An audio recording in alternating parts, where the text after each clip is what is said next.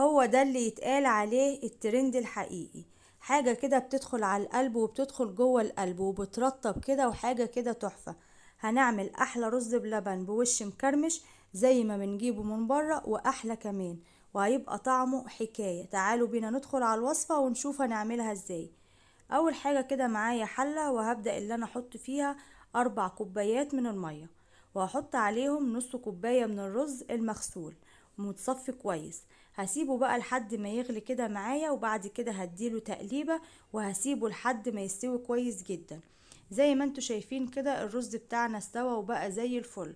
وطبعا المية مش كتير، فما تزوديش المية اكتر من كده علشان ما تبقاش كتير.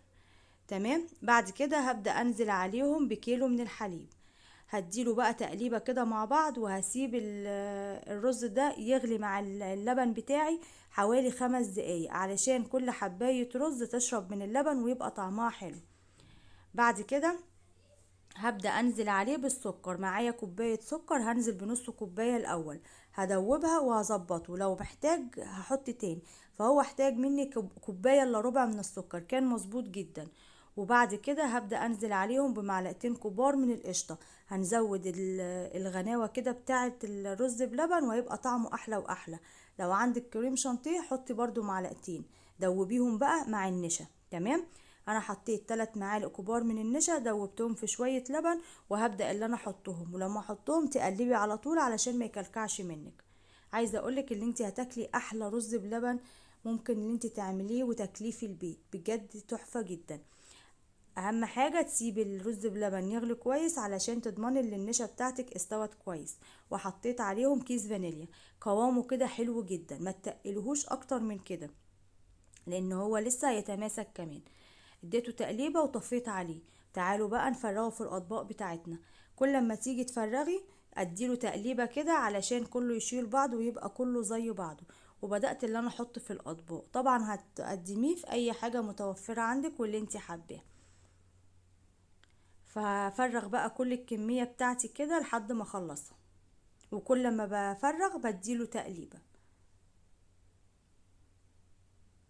تمام. انا خلصت كده زي ما انتوا شايفين. هسيبه بقى على الرخامة ساعة كده لحد ما يبرد خالص من غير ما اغطيه. وبعد ما يبرد هغطيه وادخله التلاجة لمدة ساعة او ساعتين كمان قبل ما تقدميه.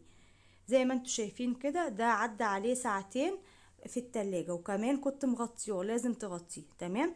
شايفين بقى الوش بتاعه طالع معانا مكرمش ازاي؟ ايه رأيكم في الجمال ده؟ نفسي بجد يكون باين قدامكم. حاجة كده تحفة جدا. شايفين ما شاء الله؟ ومتماسك، والقوام بتاعه كده مش اللي هو التقيل قوي، لا حاجة كده تحفة. هنشوفه مع بعض دلوقتي وتشوفوا القوام بتاعه.